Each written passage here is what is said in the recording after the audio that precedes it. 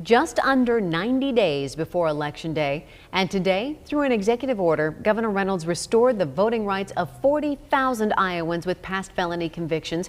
Executive Order 7 allows most felons to vote once they have completed their prison sentence. The order does not require those felons to make full financial restitution to their victims first, and it does not automatically restore the voting rights of felons convicted of murder, attempted murder, fetal homicide, and some sex offenses. Those felons would still have to ask the governor to have their voting rights restored. Governor Reynolds and community leaders are in agreement. This is not the last step. New at 6, KCCI's Chris Gothner is live at the State House with what they say should come next. Chris? Well, Reyes, some of what was called for goes beyond the realm of criminal justice. The governor took a bold step today, and that's great. That's awesome. There's still a lot more work to be done. Pastor Rob Johnson was one of a number of local leaders of color present as Governor Reynolds signed an order restoring voting rights for most Iowans convicted of felonies.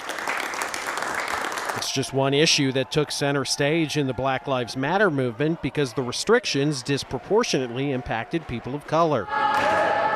There is agreement among all here, including the governor, that this is not the last step. Democratic State Representative Akeo Abdul-Samad. These don't mean anything unless we start having the real conversations and get to the real cause of why we have to have an executive order. And Johnson says that means talking about issues of systemic inequality beyond criminal justice. We have to talk about health care. We have to talk about police brutality, reforming and redirecting funds of the police department.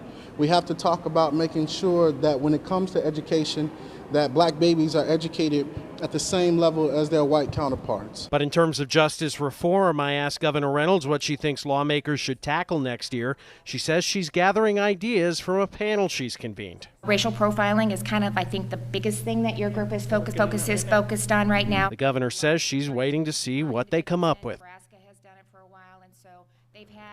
Now, one concrete thing the governor says she wants is for lawmakers to enshrine these rights in a constitutional amendment rather than just an executive order. It's something she's really preferred all along as a permanent fix. In fact, she'd been against signing an executive order up until recently because, as she noted once again today, a future governor could decide to overturn that executive order. Live at the State House, Chris Gothner, KCCI 8 News, Iowa's news leader. Thank you, Chris. Well, happening right now, Des Moines Black Lives Matter is holding a press conference sharing their reaction to Governor Reynolds signing the order to restore felon voting rights. This press conference started about 20 minutes ago. We are streaming this live on our Facebook page. KCCI's Bo Bowman is there, and he will bring us an update here soon.